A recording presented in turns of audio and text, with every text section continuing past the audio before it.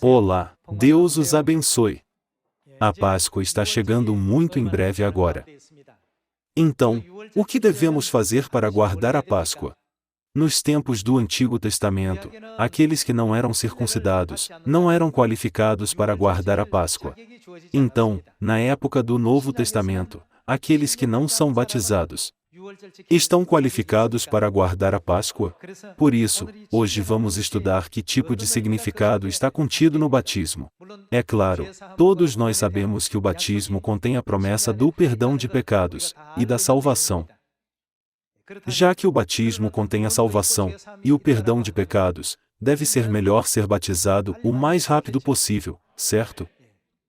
Por isso, a Igreja de Deus batiza as pessoas imediatamente. Porém, muitas igrejas da Babilônia batizam as pessoas, depois 6 meses ou 1 ano. Eles têm que estudar muitas coisas, e completar alguns cursos, até que possam ser batizados. Porém, o batismo é uma das leis de Deus, que deve ser realizada sem demora. Vamos supor que um paciente foi levado para a sala de emergência de um hospital.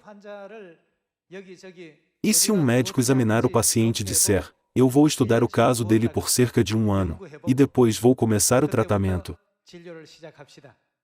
Isso faz sentido? Para um paciente de emergência, o médico deve tomar medidas de emergência. O batismo é como um tratamento de emergência. Por isso, a nossa Igreja de Deus batiza imediatamente os que querem batizados, porque esse é o ensinamento da Bíblia. Por isso, hoje, vamos estudar o motivo pelo qual o batismo deve ser realizado imediatamente, através da Bíblia.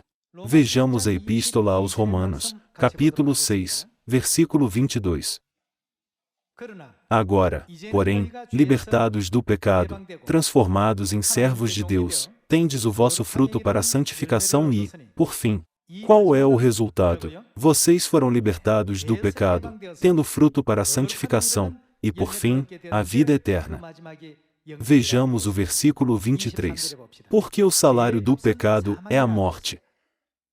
O salário do pecado significa a decisão de um juiz, que ele toma, com base no pecado, depois de examinar a seriedade do pecado. Se um homem violar uma lei de trânsito, ele pode ser multado em $300.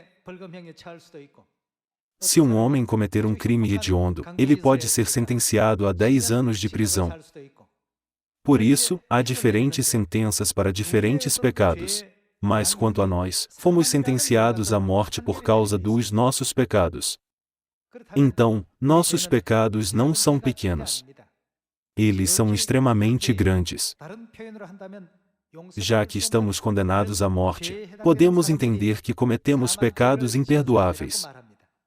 Esses graves pecados que merecem a pena de morte podem ser chamados de crimes capitais.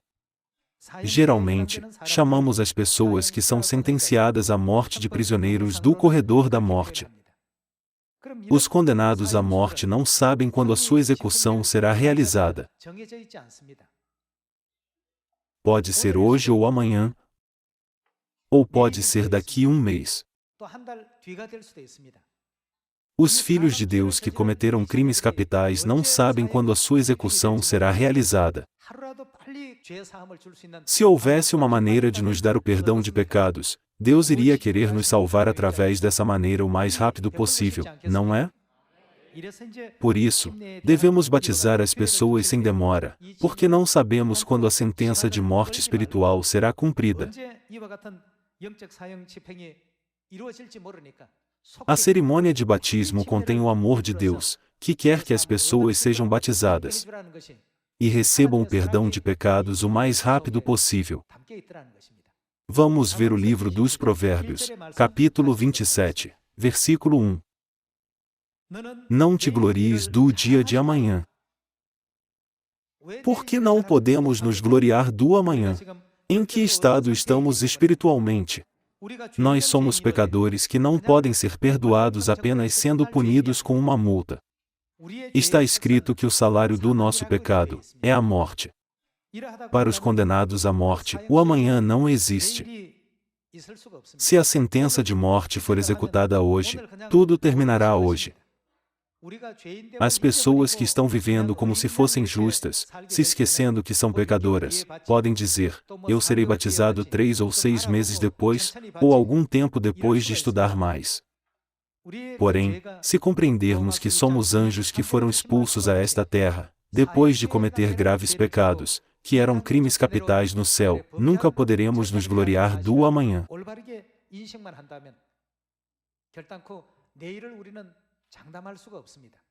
É por isso que está escrito no livro dos Provérbios, capítulo 27. Não te glories do dia de amanhã, porque não sabes o que trará a luz. Aqui está escrito, porque não sabes o que trará a luz. No Evangelho de Lucas, capítulo 12, Jesus dá o mesmo ensinamento. Vamos para o Evangelho de Lucas, capítulo 12, versículo 16. E lhes proferiu ainda uma parábola, dizendo: o campo de um homem rico produziu com abundância. E arrazoava consigo mesmo, dizendo: que farei, pois não tenho onde recolher os meus frutos?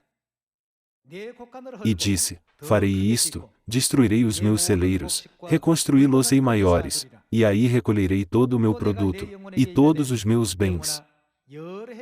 Então, direi à minha alma: tens em depósito muitos bens para muitos anos, descansa, come, bebe e regala-te. Mas Deus lhe disse: louco, esta noite te pedirão a tua alma, e o que tens preparado, para quem será? Aqui, podemos ver que um homem diz, para si mesmo que ele terá uma vida tranquila já que ele tem muitas coisas boas guardadas para muitos anos, mesmo que ele seja um mero pecador celestial, que não pode se gloriar do amanhã. Então Deus disse a ele: louco, você não compreende quem você é.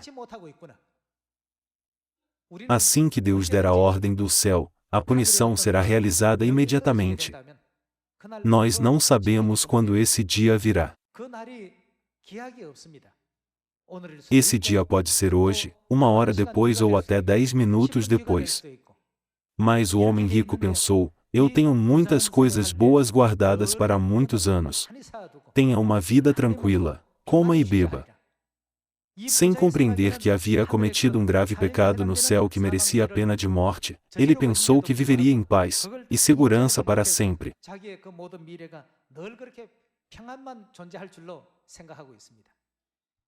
Porém, Deus diz: você não é alguém que pode se gloriar do amanhã. Por que você não conhece a si mesmo? Por isso, às vezes, embora uma esposa se despeça e veja seu marido indo para o trabalho pela manhã, ele pode sofrer um acidente de carro a caminho do trabalho. Uma vez, houve um incêndio em um trem do metrô, e as pessoas morreram sufocadas, ou foram queimadas pelo fogo porque não puderam sair do trem. Ninguém poderia prever esse acidente miserável. É por isso que Deus disse: não te glories do dia de amanhã. Em nenhum lugar nos registros dos profetas na Bíblia, podemos encontrar um caso em que eles atrasaram o batismo por 6 meses, ou 1 ano.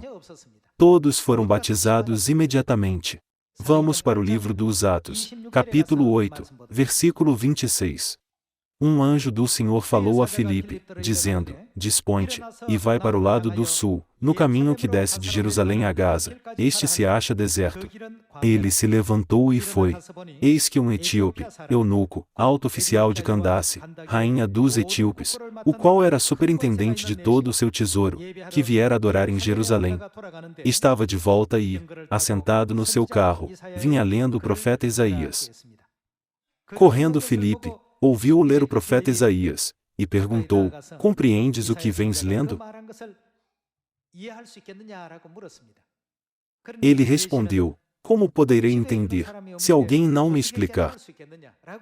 Então, Filipe explicou, e, começando por esta passagem da Escritura, anunciou-lhe a Jesus. Vamos ver o que aconteceu depois que Filipe explicou a ele. Versículo 35. Então, Filipe explicou, e, começando por esta passagem da Escritura, anunciou-lhe a Jesus. Seguindo eles caminho fora, chegando a certo lugar onde havia água, disse o eunuco: eis aqui a água. Que impede que seja eu batizado? Então, mandou parar o carro, ambos desceram à água, e Filipe batizou o eunuco. Quando saíram da água, de acordo com o registro aqui, o eunuco etíope era um oficial importante que estava encarregado de todo o tesouro de Candace, rainha dos etíopes. Em termos modernos, ele é como se fosse o ministro das finanças de um país. Não é fácil para uma pessoa em uma posição elevada ser batizada na estrada, porque as pessoas que estão passando podem vê-lo. Ele poderia ter dito: vamos para um lugar melhor, um lugar limpo. E eu quero ser batizado lá. Deus estava muito ansioso para salvar o eunuco. Então, o que Deus fez? Deus mudou sua mente para que ele pudesse ser batizado imediatamente. Do ponto de vista espiritual, o eunuco era um paciente de emergência em estado crítico. Não devemos negligenciar os pacientes, em estado crítico ou adiar o tratamento. Para salvar o eunuco de Candace, o Espírito Santo o moveu. Assim, Deus deu a ele um coração gracioso, e quando eles encontraram água, viajando ao longo do caminho, Filipe batizou o eunuco, e saiu da água. Como Filipe o batizou? Ele atrasou o batismo por 3, 6, 7 meses ou um ano? Devemos reconhecer que adiar o batismo não é a vontade de Deus. Espiritualmente, o batismo é um assunto extremamente urgente. A menos que as pessoas sejam batizadas, elas não podem tirar o fardo do pecado.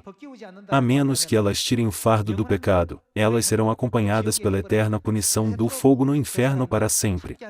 Por isso, foi para a nossa salvação que Deus nos ordenou ser batizados imediatamente, não foi? Por isso, o amor de Deus está contido em seu mandamento. Vamos continuar lendo o livro dos Atos, capítulo 10, versículo 48. E ordenou que fossem batizados em nome de Jesus Cristo. Então, lhe pediram que permanecesse com eles por alguns dias. Essa é a cena em que Pedro batizou Cornélio e seus parentes. Vamos ver como Pedro os batizou no versículo 40. A este ressuscitou Deus no terceiro dia, e concedeu que fosse manifesto, não a todo o povo, mas às testemunhas que foram anteriormente escolhidas por Deus, isto é, a nós que comemos e bebemos com ele, depois que ressurgiu dentre os mortos, e nos mandou pregar ao povo e testificar que ele é quem foi constituído por Deus juiz de vivos e de mortos. Dele todos os profetas dão testemunho de que, por meio de seu nome, todo aquele que nele crê recebe remissão de pecados. Dessa forma, o apóstolo Pedro testificou sobre Jesus para Cornélio e sua família. Ainda Pedro falava estas coisas quando caiu o Espírito Santo sobre todos os que ouviam a palavra, e os fiéis que eram da circuncisão, que vieram com Pedro, admiraram-se, porque também sobre os gentios foi derramado o dom do Espírito Santo, pois os ouviam falando em línguas, e engrandecendo a Deus. Então, perguntou Pedro: porventura, pode alguém recusar a água para que não sejam batizados estes que, assim como nós, receberam o Espírito Santo? E ordenou que fossem batizados em nome de Jesus Cristo. Então, lhe pediram que permanecesse com eles por alguns dias. No livro de Atos, capítulo 10, podemos ver como a família de Cornélio foi batizada imediatamente. Aqui, foi a primeira vez que Cornélio e Pedro se encontraram, assim como foi a primeira vez que o eunuco de Candace e Filipe se encontraram. Embora todos eles tivessem se encontrado pela primeira vez, Deus permitiu que eles fossem batizados imediatamente, através da obra do Espírito Santo. Já que as pessoas sempre carregam seus pecados, que merecem a pena de morte, elas estão destinadas a morrer, se não fizermos nada o mais rápido possível. Este é um estado extremamente urgente em que todas as pessoas neste mundo estão colocadas hoje. Quando um terremoto de magnitude 7.1 atingiu o Japão, as pessoas puderam prever isso 1 ou 2 horas antes de acontecer. Antes disso, um terremoto de magnitude 9.0 também ocorreu, e muitas pessoas morreram. Ninguém pôde prever isso. Situações imprevisíveis estão ocorrendo no mundo. Nesse caso, há alguma outra oportunidade para eles se arrependerem nesta terra? Eles chegam a perder essas oportunidades. Hoje, todas as pessoas do mundo estão espiritualmente nesse tipo de situação crítica. Já que eles não compreendem isso, eles apenas pensam como o homem rico que disse: eu terei uma vida tranquila, comerei e beberei. É assim que as pessoas do mundo pensam hoje. Deus permitiu que Cornélio e o eunuco de Candace compreendessem que eles foram colocados nessa situação urgente. É por isso que eles foram batizados de imediato, e os discípulos também. Quando eles tinham que batizar alguém, eles davam o batismo imediatamente, sem demora. De quem é essa vontade? É tudo a vontade de Deus. Vamos rastrear a fé da igreja primitiva e ver como o batismo era realizado naquela época através do livro de Atos. Vamos ver o livro dos Atos, capítulo 16, versículo 29. Então, o carcereiro, tendo pedido uma luz, entrou precipitadamente e, trêmulo, prostrou-se diante de Paulo e Silas. Depois, trazendo-os para fora, disse: Senhores, que devo fazer para que seja salvo? Responderam-lhe: Crê no Senhor Jesus, e serás salvo, tu e tua casa. Estamos familiarizados com essa cena. Enquanto pregavam o Evangelho de Jesus Cristo, Paulo e Silas foram jogados na prisão sob a acusação de pregar o Evangelho, pela multidão de pessoas que tinham inveja deles. Mas mesmo na prisão, eles cantaram louvores a Deus, e deram glória a Ele. Mas então, de repente, um terremoto aconteceu naquele momento. A terra foi grandemente abalada, e as portas da prisão se abriram. Como o carcereiro pensou, todos os prisioneiros devem ter escapado. Ele sacou a sua espada, e estava prestes a se matar. A razão pela qual ele estava prestes a se matar era porque, antigamente, se um prisioneiro escapasse, o carcereiro responsável tinha que pagar pelo pecado do prisioneiro com a morte. Por esse motivo, o carcereiro sacou a sua espada, e estava prestes a se matar, pensando que todos os prisioneiros tinham fugido. Porém, Paulo gritou: Não se machuque. Estamos todos aqui. Depois de acalmar o carcereiro, Paulo entregou as boas novas sobre Cristo a ele. Vamos continuar com o versículo 31. Responderam-lhe: Crê no Senhor Jesus e serás salvo, tu e tua casa. E lhe pregaram a palavra de Deus, e a todos os de sua casa. Naquela mesma hora da noite, cuidando deles, lavou-lhes os vergões dos açoites. A seguir, foi ele batizado, e todos os seus. Então, levando-os para sua própria casa, lhes pôs a mesa, e, com todos os seus, manifestava grande alegria por terem crido em Deus. 2000 anos atrás, eles não tinham eletricidade como nós temos agora.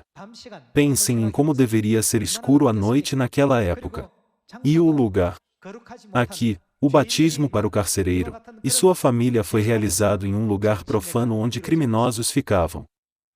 O carcereiro poderia ter sido batizado em um lugar limpo e santo no dia seguinte. Porém, como Jesus nos deu a parábola do homem rico, esta noite te pedirão a tua alma, ele não esperou até de manhã.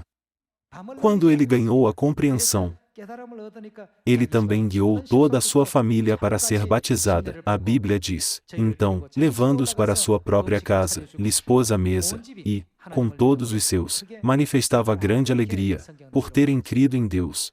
Aqui também, Paulo e o carcereiro nunca tinham se encontrado antes. Porém, quando o carcereiro compreendeu Cristo depois de ouvir o Evangelho pela primeira vez, o que ele fez primeiro? Ele foi batizado imediatamente. Vamos ver o caso de Lídia. Vamos para o livro dos Atos, capítulo 16, versículo 13. No sábado, saímos da cidade para junto do rio, onde nos pareceu haver um lugar de oração, e, assentando-nos, falamos às mulheres que para ali tinham concorrido. Certa mulher, chamada Lídia, da cidade de Tiatira, vendedora de púrpura, temente a Deus, nos escutava. O Senhor lhe abriu o coração para atender às coisas que Paulo dizia. O que ela fez depois de ouvir o Evangelho? Quando Paulo pregou para as mulheres que se reuniram à beira do rio, enquanto procuravam um lugar para orar, Deus abriu o coração de Lídia. Deus deu a ela o Espírito Santo, e disse a ela: Lídia, você é muito abençoada por Deus. Quebre as correntes do pecado, e saia rapidamente. Deus se preocupa apenas com a nossa salvação.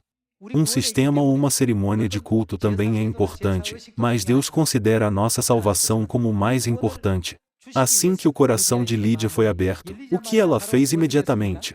Depois de ser batizada, ela e toda a sua casa, nos rogou, dizendo: Se julgais que eu sou fiel ao Senhor, entrai em minha casa, e aí ficai. E nos constrangeu a isso. Não devemos julgar as pessoas pelos nossos próprios pensamentos, pensando: eu acho que levará cerca de 10 meses para essa pessoa ser batizada, e cerca de 6 meses para aquela pessoa. Onde quer que os discípulos fossem guiados pelo Espírito Santo, eles batizavam as pessoas imediatamente. Eles fizeram isso para que suas almas pudessem receber a salvação. Quando olhamos para a história da igreja primitiva, podemos encontrar muitos bons exemplos dos discípulos sobre o batismo. Enquanto pregamos, quando recomendamos as pessoas para serem batizadas, muitas delas dizem: mas eu já fui batizada. Há também ensinamentos da igreja primitiva sobre aqueles que dizem: eu já fui batizado. Alguns dizem que eles foram batizados quando eram crianças. Alguns dizem que foram batizados na Igreja Católica, e outros dizem que foram batizados em igrejas protestantes. Sabendo que muitas pessoas diriam isso, Deus deixou os ensinamentos relacionados na Bíblia como segue. Vamos para o livro dos Atos, capítulo 19, versículo 1. Aconteceu que, estando Apolo em Corinto, Paulo, tendo passado pelas regiões mais altas, chegou a Éfeso e, achando ali alguns discípulos, perguntou-lhes: Recebestes, porventura, o Espírito Santo quando crestes? Ao que lhe responderam: Pelo contrário, nem mesmo ouvimos que existe o Espírito Santo. Então Paulo perguntou: Em que, pois, fostes batizados? Responderam: No batismo de João. Disse-lhes Paulo: João realizou o batismo de arrependimento, dizendo ao povo que cresce naquele que vinha depois dele, a saber, em Jesus. Eles, tendo ouvido isto, foram batizados, em o nome do Senhor Jesus. Eles se recusaram a ser batizados de novo, já que já tinham sido batizados antes? Não, eles foram batizados de novo, depois de compreender Cristo corretamente. Eles, tendo ouvido isto, foram batizados em o nome do Senhor Jesus, e, impondo-lhes Paulo as mãos, veio sobre eles o Espírito Santo. Até mesmo aqueles que foram batizados por João foram batizados de novo, no nome de Jesus. Não devemos ser batizados no novo nome? É claro, devemos. Nesta época, o batismo deve ser feito em nome do Pai, e do Filho, e do Espírito Santo. E onde devemos ser batizados? Somente o batismo realizado em Sião pode nos levar ao perdão de pecados, e à salvação, porque Deus prometeu, e garantiu a salvação em Sião. Vamos descobrir qual promessa de Deus está contida no batismo. Vamos para o livro dos Atos, capítulo 2, versículo 38. Respondeu-lhes Pedro: Arrependei-vos, e cada um de vós seja batizado em nome de Jesus Cristo. Para quê? Para a remissão dos vossos pecados. O batismo tem a promessa de remissão dos pecados, e recebereis o dom do Espírito Santo. Nós receberemos a bênção do Espírito Santo. Isso não é tudo. Vamos para o Evangelho de Marcos, capítulo 16, versículo 15. E disse-lhes: Ide por todo o mundo, e pregai o Evangelho a toda criatura. Quem crer e for batizado, será o quê? Será salvo. Através do batismo, Deus prometeu nos dar a remissão dos pecados, a salvação, e o dom do Espírito Santo. E também, Deus fez a cerimônia do batismo muito simples. Irmãos e irmãs, o batismo também contém o significado da morte de Cristo na cruz. Jesus Cristo foi crucificado, ficou no sepulcro por 3 dias, e ressuscitou no 3º dia. Essas 3 coisas estão contidas no batismo. Quando um pecador ouve a verdade, e a compreende, ele se arrepende diante de Deus, dizendo: Por favor, perdoe todos os meus pecados passados. Assim como Jesus Cristo foi crucificado na cruz, nosso corpo de pecado deve ser crucificado também, não é? Assim como Jesus foi sepultado no sepulcro, o que devemos fazer com a água? Devemos enterrar todos os nossos pecados passados na água. Assim como Jesus ressuscitou do sepulcro, quando saímos da água, nascemos de novo com uma nova vida, e todo o nosso corpo de pecado é destruído. O batismo contém esse significado. Por isso, para nós, pecadores, que no reino dos céus cometeram pecados, que merecem a morte eterna, Deus abriu o caminho para realmente nos arrependermos dos nossos pecados e participarmos da sua santa salvação. Essa é a cerimônia do batismo. Para perdoar os nossos pecados, Jesus Cristo se sacrificou muito. Ele passou por muito sofrimento, dor e agonia. Vocês já viram o filme A Paixão de Cristo? Deus Criador foi zombado e ridicularizado por sua criação, ele foi açoitado, e sua carne foi arrancada. Cada momento foi terrivelmente doloroso para ele. Já que Jesus já previu o que aconteceria, e como ele sofreria todas essas coisas. Quando ele foi para Getsêmani com seus discípulos depois de guardar a Páscoa, ele orou. Quando ele orou, ele disse: Meu Pai, se possível, passe de mim este cálice. Quando ele pensou no sofrimento que ele teria que suportar, era algo realmente insuportável. Embora Jesus tenha vindo a esta terra para salvar a humanidade, ele orou essas palavras. Isso mostra quão horrível seria a sua dor. Se possível, passe de mim este cálice. Depois de Jesus orar assim, ele acrescentou algo que parte o nosso coração. Todavia, ele disse isso depois. Todavia, não seja como eu quero, e sim como tu queres. A grande agonia e o sofrimento de Jesus estão contidos na cerimônia do batismo. Jesus orou em grande agonia, todavia, não seja como eu quero, e sim como tu queres. Depois de orar dessa forma, ele recebeu todo tipo de calúnia, ridicularização e escárnio, e no final faleceu ao derramar o seu sangue na cruz. As pessoas colocaram uma coroa de espinhos em sua cabeça, ofereceram a ele para beber vinho azedo, misturado com fel. Eles o açoitaram, e perfuraram o seu lado com uma lança. Através desses sofrimentos, Cristo estabeleceu o caminho para o perdão de pecados. Deus passou por essa extrema dor e sofrimento. Através do seu sofrimento, Deus nos permitiu receber o perdão de pecados facilmente. Vou dar um exemplo. Havia um pai que trabalhava duro. Ele trabalhava 8, 9 ou 10 horas por dia, e até fazia horas extras. Ele trabalhou duro para conseguir o sustento para sua esposa e filhos, e para enviar seus filhos para uma boa escola. E ele tinha um filho que estava doente em casa. Para que seu filho ficasse bom, ele teve que pagar as despesas médicas também. Por isso, dia e noite, ele até fazia o trabalho que os outros não queriam fazer, a fim de preparar as despesas para o tratamento médico. Depois de passar por extremas dificuldades, ele pôde comprar alguns remédios.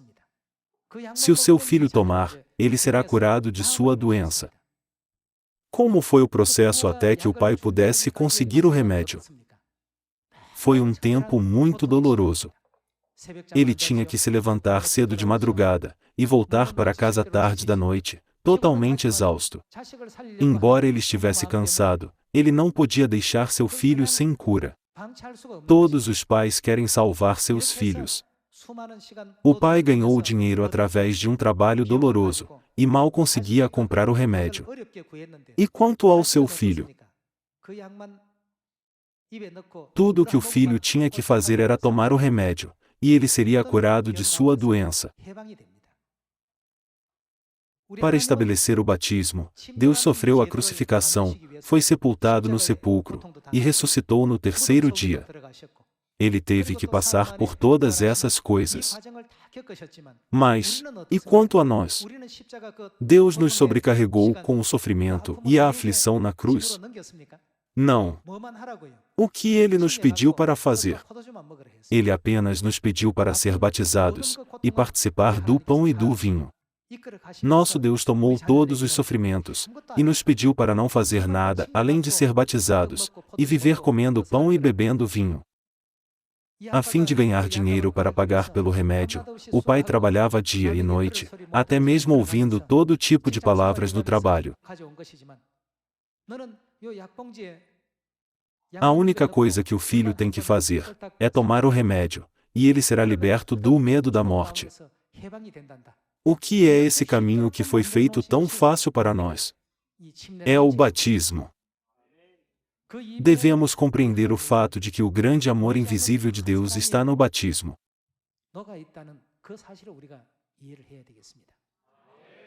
Deus pega um grande fardo, e nos permite apenas segui-lo com facilidade.